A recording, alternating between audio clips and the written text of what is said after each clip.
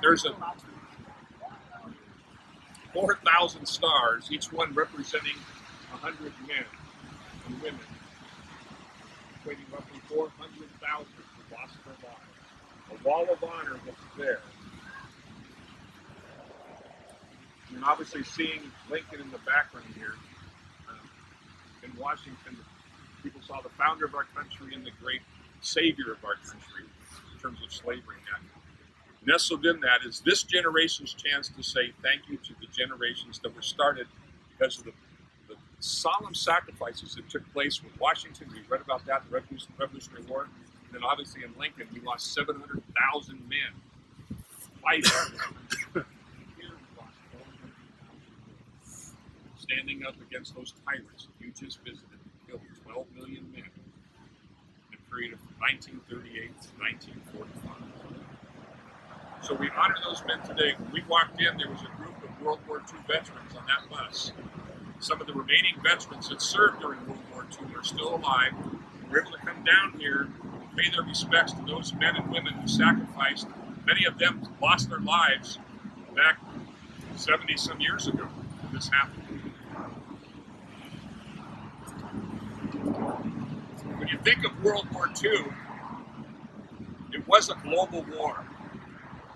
For the first time in quite some time, we were actually partners with the Soviet Union. We were on the same side of the fence with the Soviet Union. Are we on the same side of the fence today? Not really. But a lot of things we're disagreeing on. But back in World War II, they were the partners. They were fighting against Germany as well. One young man that was fighting against Germany, as I told you, was a guy named Mitchell Page. He was born in 1918, and in 1936, he went off to join the Army. He had to walk 5 miles to get there. The year before, he tried to get in, but he was too young at 17. So he waited a year and went and enlisted. His mom sent him off, and before she went, she put her hand on him and said, Mitchell, trust in the Lord with all your heart and lean not on your own understanding. In all your ways acknowledge him, and he will direct your paths. Those are the last words he heard from his mom before he went to war.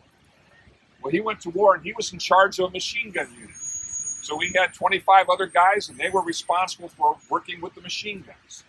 And they were tasked, a year after Pearl Harbor, after Hawaii was bombed, they were tasked to go down to the Solomon Islands, which is, you go down from Japan, you keep going all the way down, you're in Australia, and then if you go over east of that, you're in the Solomon Islands, a group of islands, and there was an airport there, or a runway there, and it led to all the Australia and the Philippines and all that. We had to make sure the Japanese didn't control that, or they would control the majority now of the Southern Pacific. So Mitchell Page was there with all his machine gun units, and they were on top of the hill, overlooking down, and the Japanese were mounting an offensive down below. If they came over that hill, they would control the airport. So Mitchell Page has his men line up. 2,500 Japanese decided to race the hill. It was dark. It was nighttime, or dusk anyways. And so they started coming up. And when they got close enough to where they could kind of see their eyes, his 4 units there suddenly let loose what they call just a barrage of cannon. Truckloads of bullets were being fired. And they kept firing and firing and firing. And one of the Japanese got up to Mitchell Page, and he had his bayonet out and sliced his finger to where he couldn't do any hand-to-hand combat anymore. So he went back to his machine gun. He said he started firing at everything that didn't have a Marine helmet on. And suddenly the dust settled and it stopped. And so he went from foxhole to foxhole to check on his units. And he discovered he was the only one left. And the Japanese were regathering down there, and they were going to make another offensive, and he was the only one left. So he picks up his machine gun off its stand, probably weighs 80, 90 pounds, and as they start to come forward, he starts running around Rambo style, running down, spraying bullets, running from foxhole to foxhole to foxhole, making it look like there was a number of Marines up there still fighting. He forged his way backwards and heard there was another Marine unit. He could hear it, called them forward, and he said, "Men, follow me." And he picked up that machine gun and he ran down the hill, firing. The Japanese were so shocked and surprised, they dispersed. Today, when the Marines talk about it, they say, how many Marines does it take to fight off 2,500 Japanese? And you know what the answer is? That's why the Marines can say, we're just looking for a few good men. That's all we need. So the story doesn't end there. So Mitchell Page is now a hero. He won the highest award that you could receive in this country. He was with the 7th Marines. There was a toy company called Hasbro. And Hasbro made, when I was growing up, we had toy soldiers. And the number one toy soldier was called, anybody know? G.I. Joe. Well, when they made G.I. Joe, they had to make a likeness of somebody. So you know who Mitchell Page. There's a book out. If you ever find it, it's out of print now. It's called A Man Called Mitch. But he was the model, if you would, for G.I. Joe. And later on in his life, he got his Eagle Scout Award. He earned it when he was younger, but he never got it until he was after the war. And then he formed an organization because there were men going around saying they won the Medal of Honor, and they never earned it, or they were selling it, and they shouldn't have had it.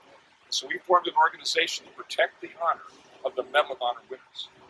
And today, most people, unfortunately, don't know Mitchell Page, who he is or what he did. But he single-handedly perhaps saved the United States from a much longer war and a much more protracted war because of his stand. So those 400,000 men are stories upon stories about men, much like we talked about. You ever see a water bottle again, you know what I'm going to do, right? Throw it up, let it land, and realize in those few brief seconds, men showed more bravery than you and I could imagine. They made split-second decisions, sacrificed their lives for the sake of the cause. Japanese stopped and World War II was over. Tonight we're going to find out it didn't really end that well because within 5 years, another war all over again. And now the Soviet Union, that was once our friend, is now our enemy. And things begin to change. So when you go down to this memorial, what you're going to see is over here you have a Pacific theater. Everything that took place where Mitchell Page was in the Pacific. You had to cross over the Atlantic or the Atlantic theater. What I want you to do when you go into either one, there's something. I want you to tell me when I get back, there's a wreath on top. I want you to look at that. Imagine you were an artist and you wanted to happen.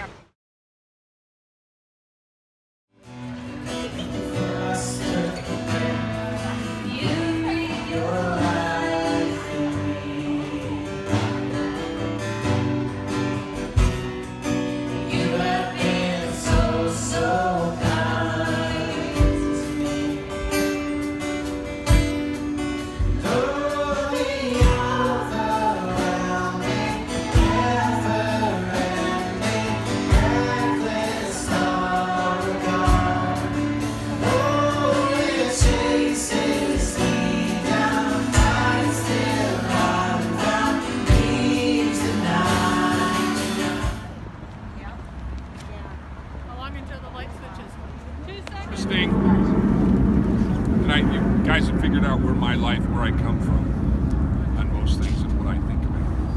And when we talked about it a bunch of times already, how God is present and how God does things. And we don't know when and where, why, and how. And it isn't just true today. It's not just true in the revolutionary time when countries were formed. It sometimes was done with semi-ordinary people.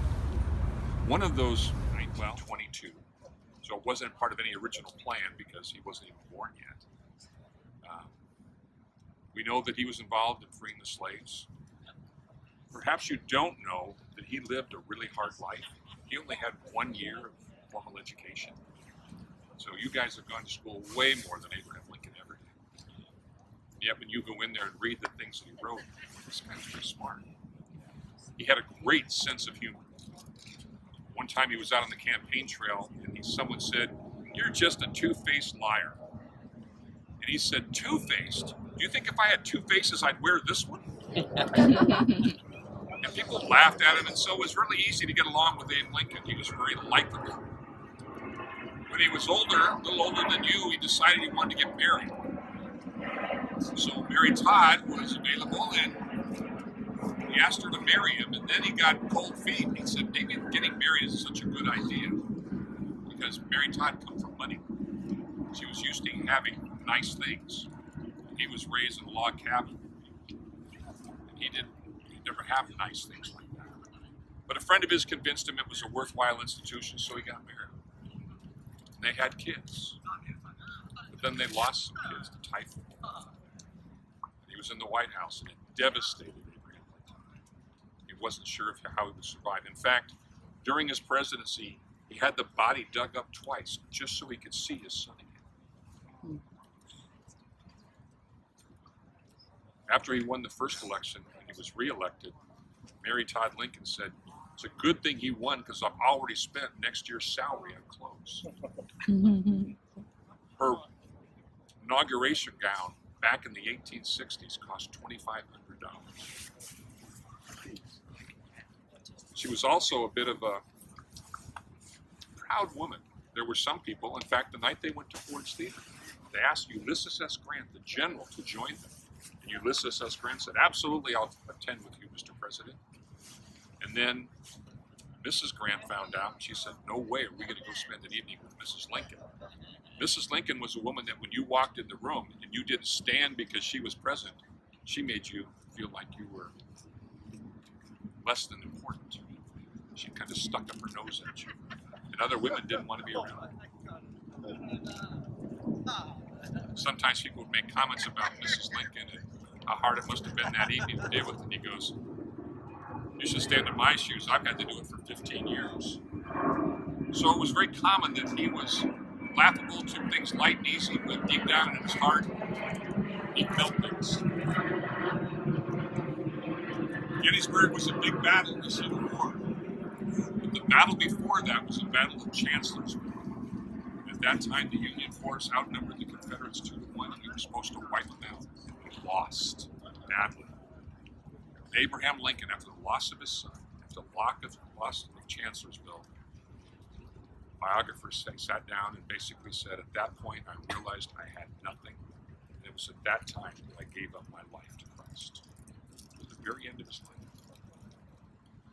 So most of the things we know about Abraham Lincoln, he wasn't a Christian. He wasn't a believer.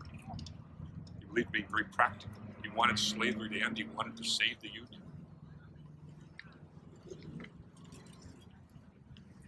So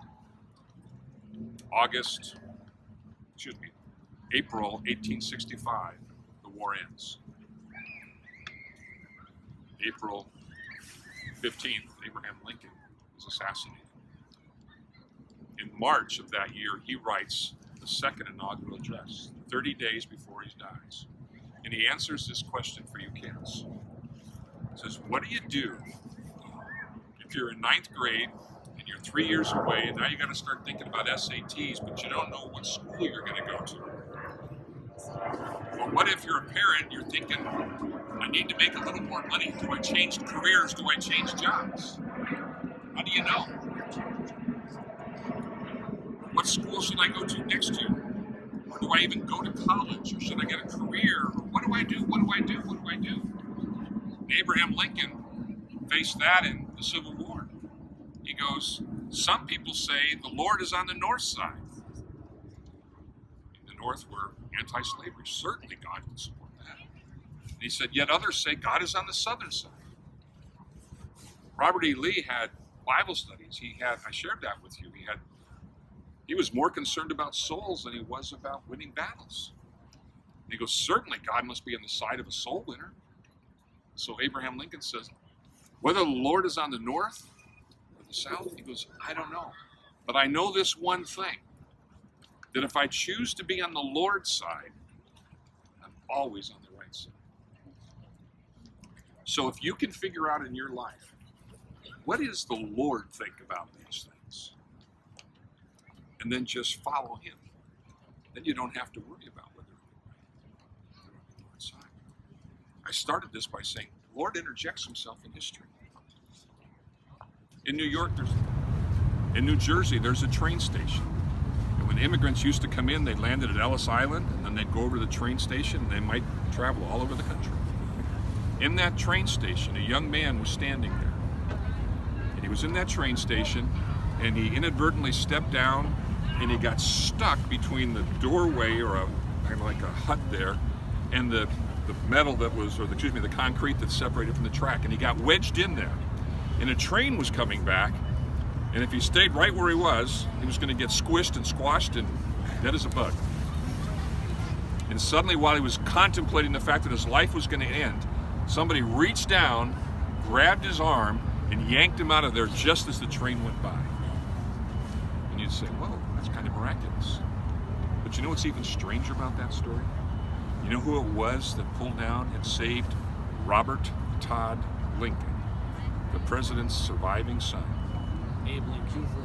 No. That would be amazing. No. George Washington.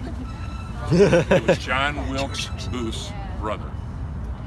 Wow. So John Wilkes Booth's brother saved Abraham Lincoln's son from absolute certain death. Robert Todd Lincoln was at Abe Lincoln's bedside when he died. Just down the street a little bit, James Garfield was assassinated. You know who else was there? Robert Todd Lincoln. William McKinley, the president who was assassinated in Buffalo, New York before Teddy Roosevelt. You know who was there? Robert Todd Lincoln. You know who you didn't invite to your parties if you were president? Robert Todd Lincoln. Interesting, he's saved miraculously, and yet he's president in 3 different assassinations. So when you think of Abraham Lincoln, there's a lot of God stuff going on in that family, in that life. A lot of heartbreak, but then he gets saved. Growing up, he loses a lot of elections, but he won a whole lot more. He was a state assemblyman 3 times in a row. Then he applied for Speaker of the House, and he lost by 1 vote. Then he ran for senator, and again, it was a single vote that kept him from becoming senator. And yet he managed to go on. He ran for president of the United States. The country was divided, and he ended up winning. And as I wrap this up, let me ask you, how would you feel, how would you deal with knowing that half of the country, this is Abraham Lincoln, half of the country hated you? 7 states were going to secede from the Union if you were elected president. And guess what they did? And every night when you went to bed, you realized that millions of people hate me. They hate me, they despise me. They'll give up their place in the country just because of me. So when we see later on when he ends up becoming a believer, when he realized that his life was at the end and he had nowhere to turn except to God himself. That was what he was feeling. So I'll leave you then with this comment. Who else do you know that half of the country hates them? There are states like California that say, we're going to secede from the Union if that man's elected president. Hillary Clinton. No, that man.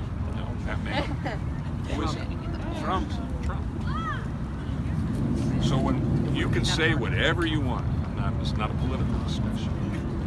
But when you start thinking of what must it be like to have that kind of thought process, and you know what it's like when you have friends mad at you or parents mad at you, how you feel inside when that feels like when you go to bed at night and you feel like you got nowhere to turn. We've all gone through some things like that.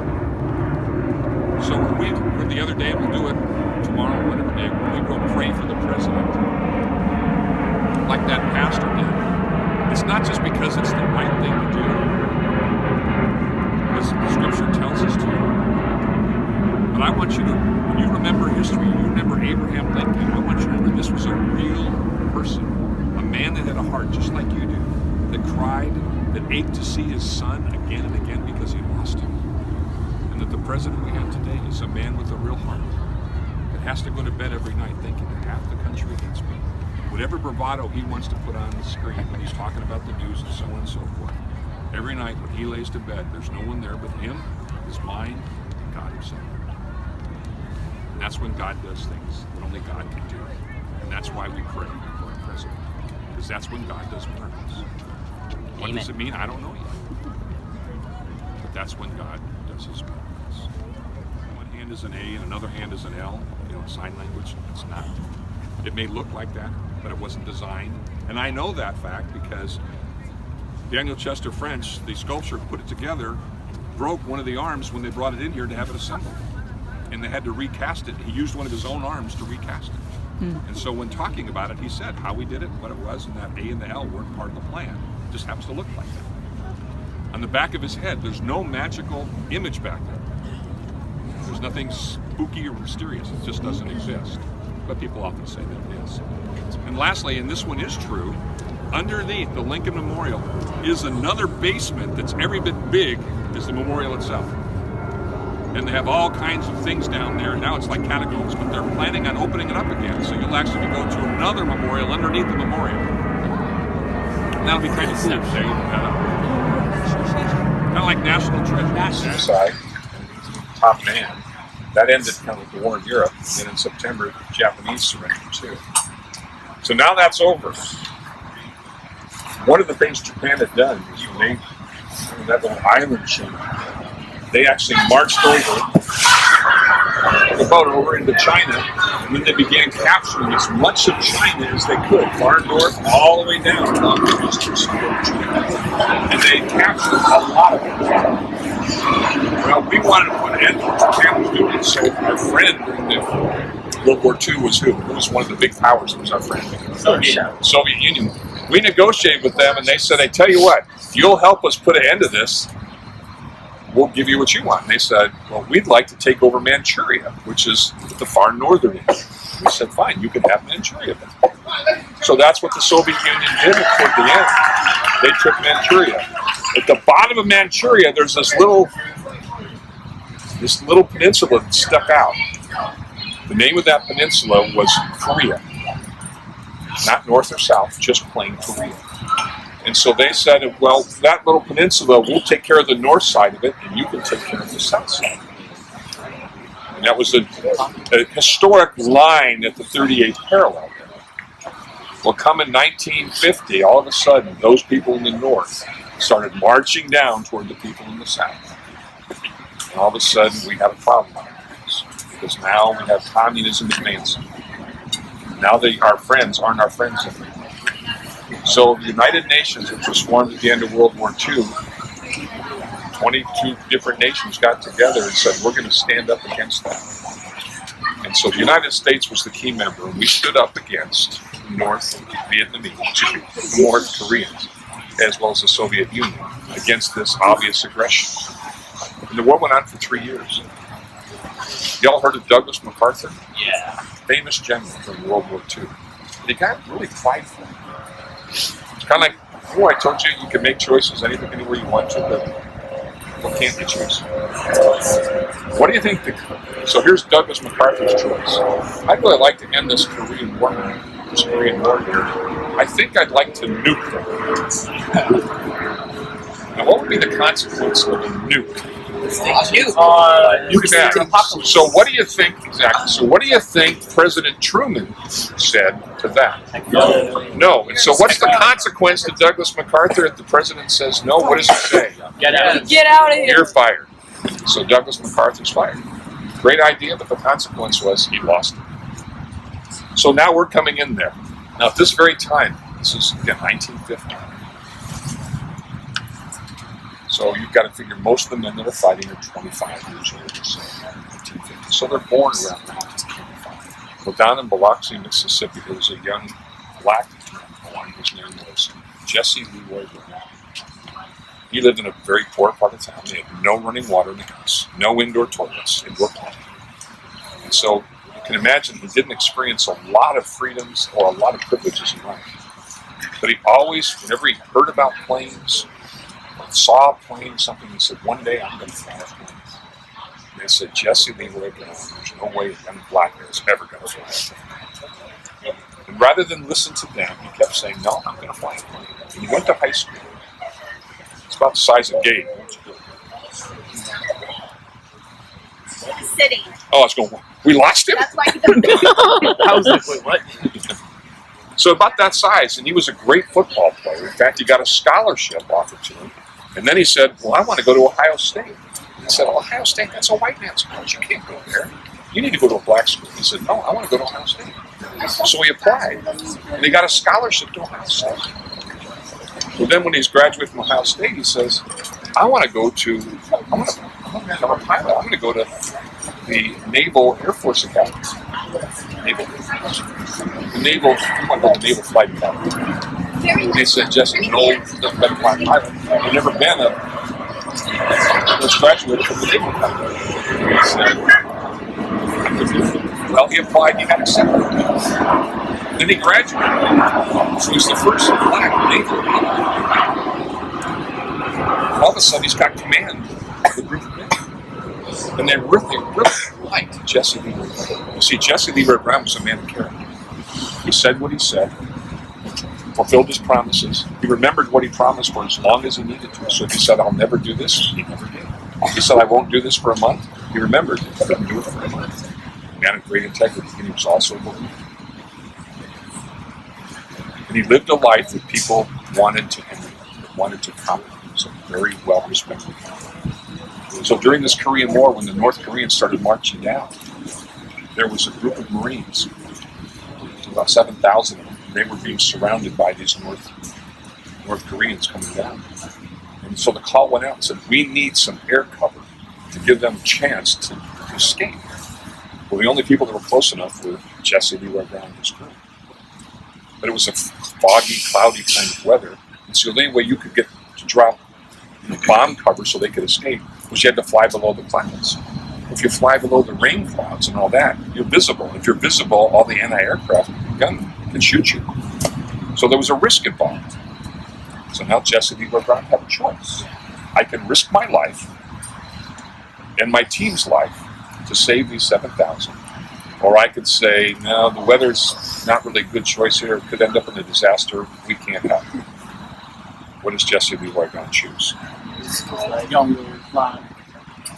Does he or doesn't? Yes. He does. That's a choice. There's a consequence to that choice, isn't there? So he goes flying underneath that. And when he does, a stray bullet hits his fuel line. He's got to do a dead stick landing, which means there's no rudder control or anything. You're just holding onto the throttle, and you're going to skip and bounce. And miraculously, the plane didn't explode. So the crash didn't kill Jesse. But he couldn't get out of the plane. So one of the other crew members, some of the men in his platoon, they landed. They ran over to get Jesse out and help him out. And he was wedged in. And so as they tried, now the troops are getting closer. Now they're getting concerned. He's losing a lot of blood, so he's getting a little delirious. He said, we're going to amputate his leg. But they didn't have a saw. They had nothing they could amputate his leg with. Now those troops got even closer. And so Jesse Leroy Brown, with some of his final breath, said, guys, you got to leave. You got to go. Get back. I order you. The guys took off. As they circled around, they could see those troops beginning to circle Jesse Leroy Brown. Well, now they were concerned because if they managed to revive him, they would torture him. They would just humiliate him. And if he died, they'd probably cut him up and make an example of him, and they couldn't fathom that.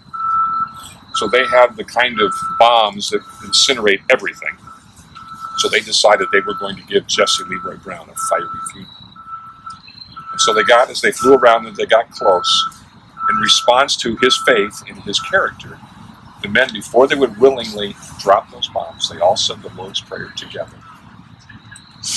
Thine is the kingdom and the power and the glory forever. Amen. Dropped the bombs.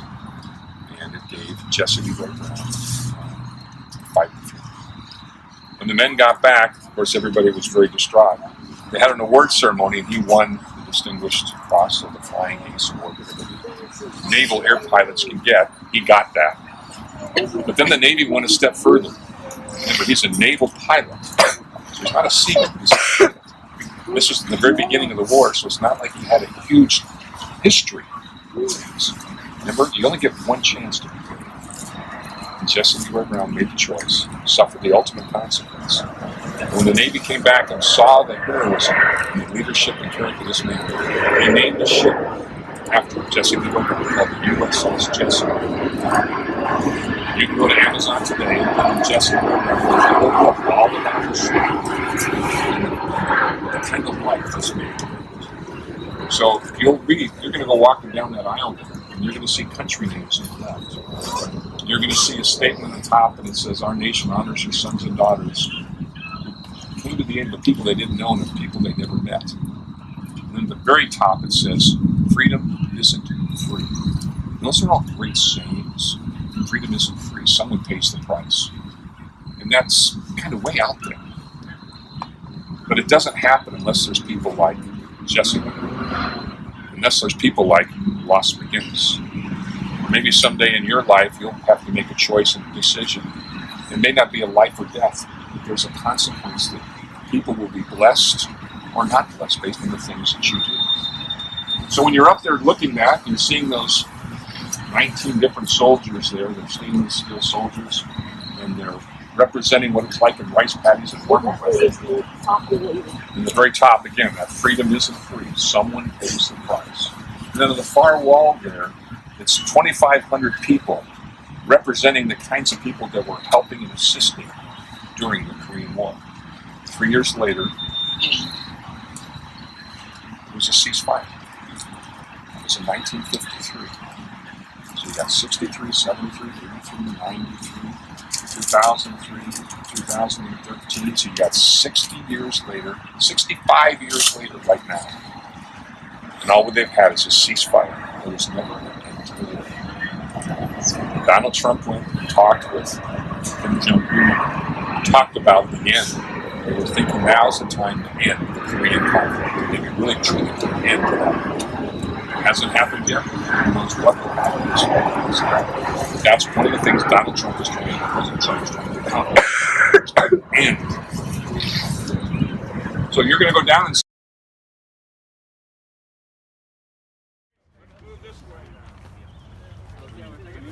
Somebody want to hold Henry? Do you support this is a session. Sorry, it's a non-binary specific gender.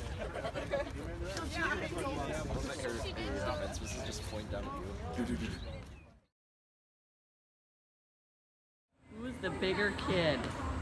There's Mr. Boyer on his virtual reality.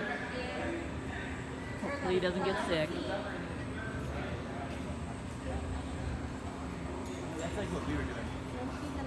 There's the air combat.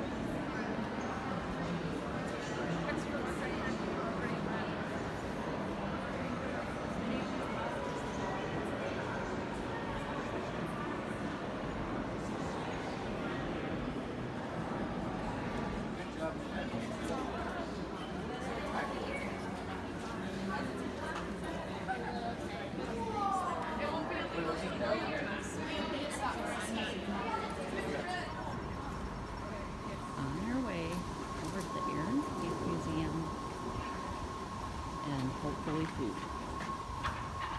Has anyone else ever been elected for 4 terms? No. Has anyone else ever been elected for 3 terms? No. Yes. Why not? Because the law is Not a law, but World War II. They know what number it was. 13. There's only been 27 total. So. 84. This particular amendment says you can be elected to 2 terms plus no more than 2 years. Which amendment is it? 22. 4. Ocho cinco. 8 or 4. 23. 4. Ocho cinco. It's past 10. 2. 22. 22.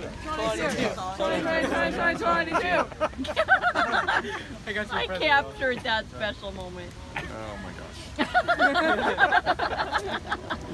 So during each of those 4 terms, I already told you that this was during the Great Depression. So if you didn't have a job and you didn't have any money, what would you do? You'd stand in a food line to get food. So 3 rooms over, there's a food line. There's statues there, people standing in a line representing that. You guys can go get in there and they'll take a picture of you standing in the food line. This is the only memorial in Washington where a first lady is present. That's his wife, Eleanor Roosevelt. A little bit further on, there's a place, you and I get our news off the internet, off our cell phones. Maybe, I on the news station at night. Back in the 1940s and 30s, you didn't have cell phones. There was only 3 TV stations when TVs finally came out in the 50s, 2, 4, and 7. So if you wanted to get the news in the 40s, you had to listen to a radio. And FDR had what he called fireside chats. Not a huge number of them, but he did have them for about a year or so. And people were sitting down, they'd listen to the radio to get the news. That's how they knew Japan had bombed Pearl Harbor. They heard it on the radio. So there is a picture, another room there, of people, actually one person, kneeling down, listening to the radio, depicting that's how they got their news of the day. You go to the third room, it is 1, 2, 3, fourth room here. There's 5 pillars, and they're just pillars, and they're mapped. They look like metal pillars. And then on the wall, there's 5 metal plates. And there was a number of things during FDR coming out of the Depression. We had a lot of programs. Social Security came out of that. Conservation Corps came out of that. A number of other government programs that came out during his administration. And so those programs are depicted on those 5 pillars. So imagine you take that pillar and you turn it on its side, and then you, like a rolling pin, rolled it over a sheet of metal. And then you put that sheet of metal up on the wall. So each pin represents one of those metal sheets. And you can tell if you go up to one, there's a man, and it's indented. So there's a hole, looks like a hole for his face. You go up to the sheet, you can see there, and on the sheet, the indentation is out. Now you can actually put your hand on it. There's some braille on it. And you say, why would they do that? Well, there's programs for the blind. The problem was when they put it in these sheets in this big metal, the spacing was wrong. So a blind person couldn't read it because it's too far between dots. And then they put one at about 8 feet tall. So unless you're my height or coaches or someone else, you can't reach 8 feet. So you'd never be able to read it anyway. So it's kind of funny from a memorial standpoint. So what you're going to do is you're going to start here. This is actually the 4th term. So we had 4 terms starting in 1933. And then his last one was 44. He didn't finish his final term, and Truman took over. So this is the 4th term, 3rd term, 2nd term. Allegedly, the water starts low at the beginning, and as it gets closer and closer to the end, it gets bigger, stronger, more powerful, and this is the final one. It's now Civil Rights Act of 1964. This is on Independence Avenue, just right over here. Guess what the address of this place is? What's that? Yeah, a number. What number do you think it is? I have a dream. 1964, Independence Avenue. So Dr. Martin Luther King was a man who believed in a chance for all people to be treated as one, as fairly. He preached on the Lincoln Memorial in 1968. He gave his last sermon in the city of Washington at the National Cathedral a week before he was killed in a hotel in Memphis, going down there to help a local contracting union. And he was a man that, although he was black and fighting for freedom, there were those in his party that said, you need to be violent, you can't do this peaceful stuff. And many believe that's who took him out, his own people.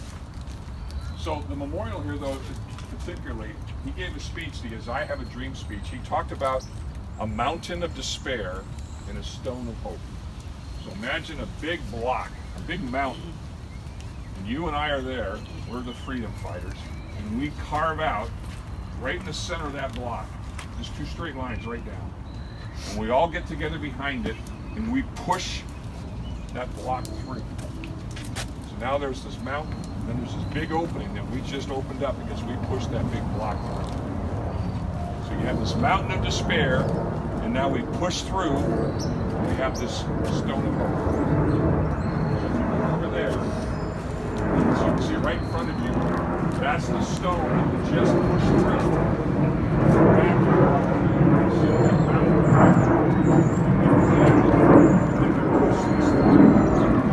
In front of that stone that we pushed is the bust of Dr. Martin Luther King.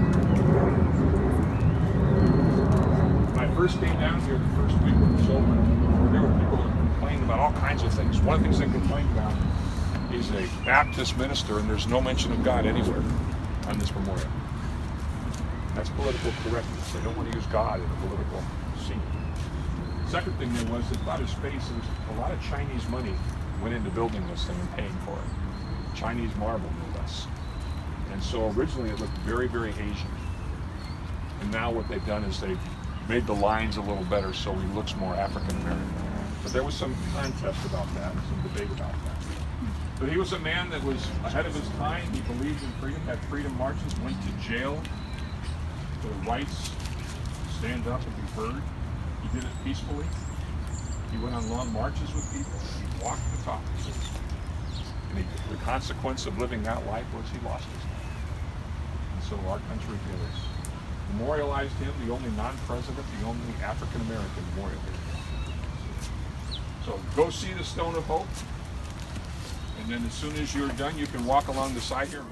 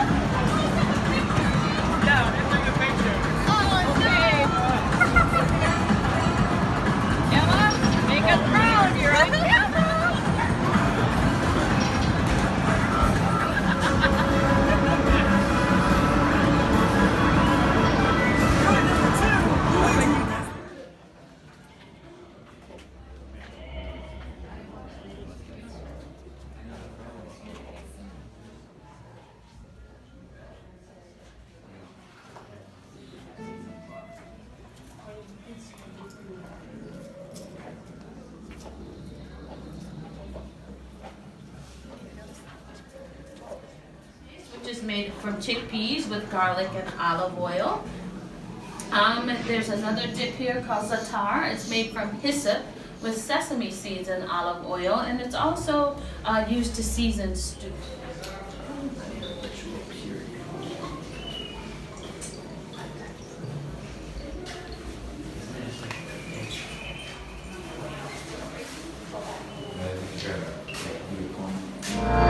There is also an inscription in Hebrew which reads, "Thou shalt love thy neighbor as thyself." Leviticus 19, verse 18. Let's check out the Capitol building.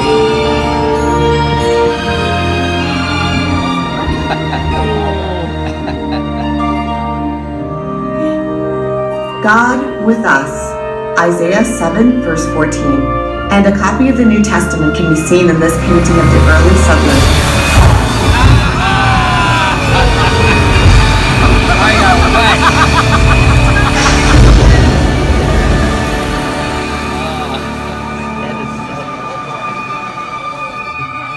The Capitol building houses the Congressional Prayer Room. The inscription reads, "Preserve me, O God, for in thee do I put my trust." Psalm 16, verse 1.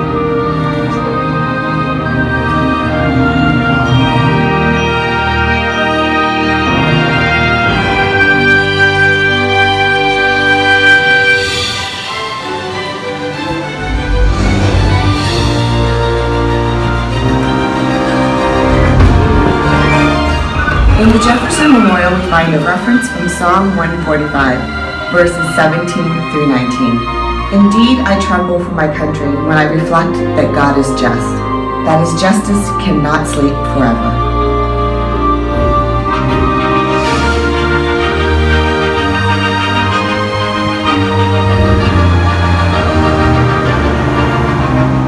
The Holocaust Memorial Museum is home to this poignant verse. You are my witnesses, from Isaiah 43, verse 10. At the Martin Luther King Memorial, we find a quotation from Amos 5, verse 24, where justice runs down like water and righteousness like a mighty stream.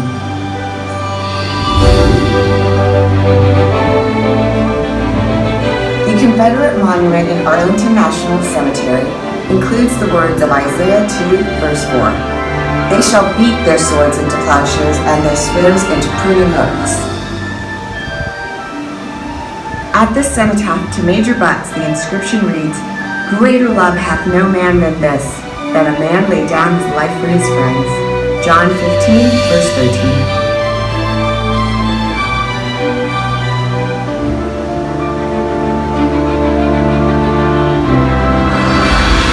In his Gettysburg Address, President Lincoln drew inspiration from the Bible. That this nation, under God, shall have a new birth of freedom, and that government of the people, by the people, and for the people shall not perish from the earth.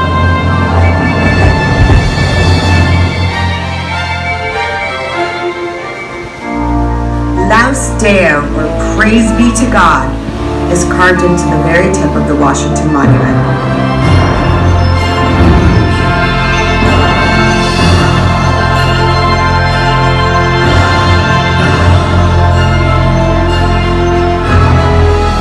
Now, you can search for the Bible while touring our capital city. You'll be amazed at what you can find.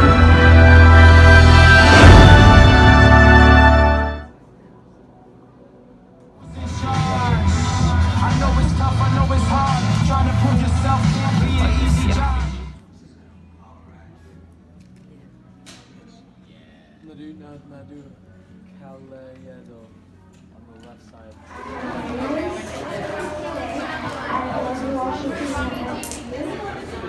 I'm Sophia, and here is the national forecast. We'll see sun in the southeast while a cold front brings clouds and cooler temperatures through the Great Lakes and Binghamton. A small disturbance is moving across the country's midsection and may bring a shower or two for 5%. Out west, we have a strong cold front bringing storms and possible freezing temperatures to the Pacific Northwest. Returning from the Newseum Network News Weather Center, I'm Sophia. I'm Sam. Hi, I'm John Pulaski. We're covering breaking news. We're taking now live to our correspondent who's standing by with us. I'm Walter, and this is sports.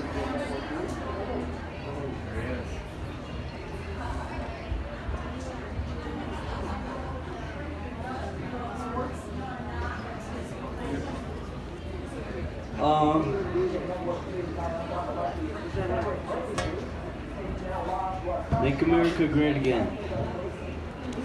President Bush caught the first home run here at National Parks in 2000. And we'll end it here at the Vietnam Wall. For most of us nowadays, when you go to an airport, when we leave today, if you see a group of servicemen walking down, what might a lot of the passengers do? Thank you for your service. What's that? Thank them for their service. Thank them, what else? Clap. Clap. That's common today. Back in 1980, after the Vietnam War had ended, if you were a serviceman and you were walking through the airport, you didn't hear applause. In fact, there wouldn't have been anybody waiting for you unless it was your family. If they happened to see you in the airport, they were more likely to spit on you than they were to thank you.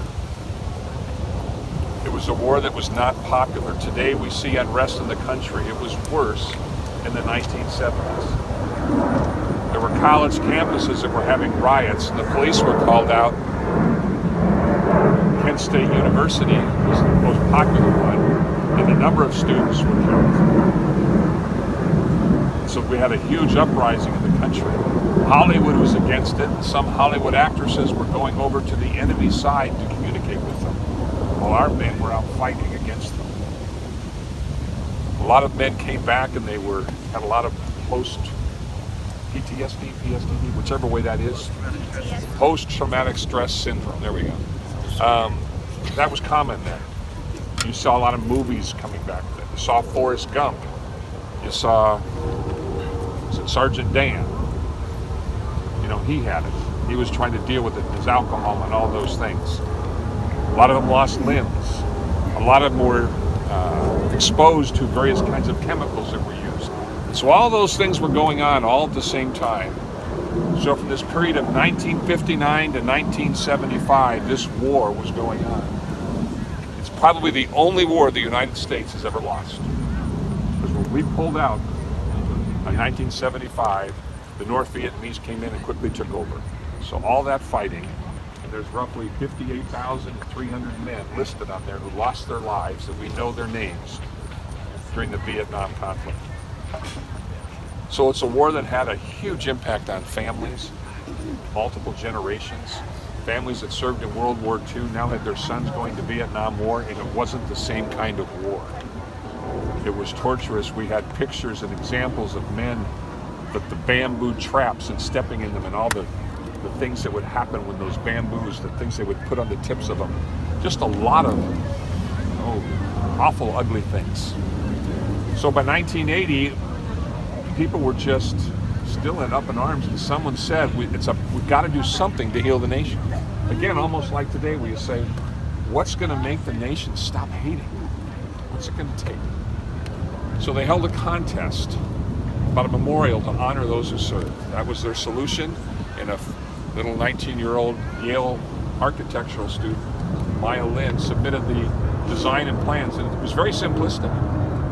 She basically said, I'm going to have this granite wall coming out of the earth with the idea that grass could grow over and begin to assimilate, symbolizing the assimilation back into a normal society. I'm going to shape it like a chevron, like you see on the armband of an officer. In Roman and Greek times, it symbolized some kind of respect and honor.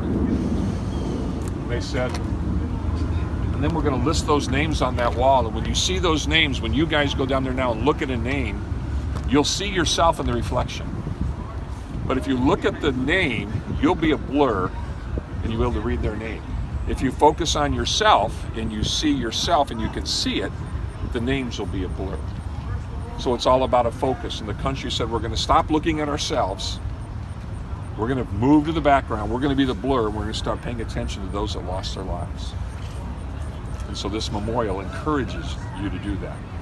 When you go to the center of it, right there, the apex there, it starts at 159 on one side and it's 175 on the other. So it starts on 59 on the right, we go all the way down to the end, then it wraps around, and they're listed by when they died. And the last death occurred, that was listed as 1975. The memorial days thereafter, they would always add new names if they discovered them. If they died in Vietnam, there's a diamond there. If they were missing in action, there was a cross. If they were missing in action and later we discovered they were dead, they had a cross with the diamond over it.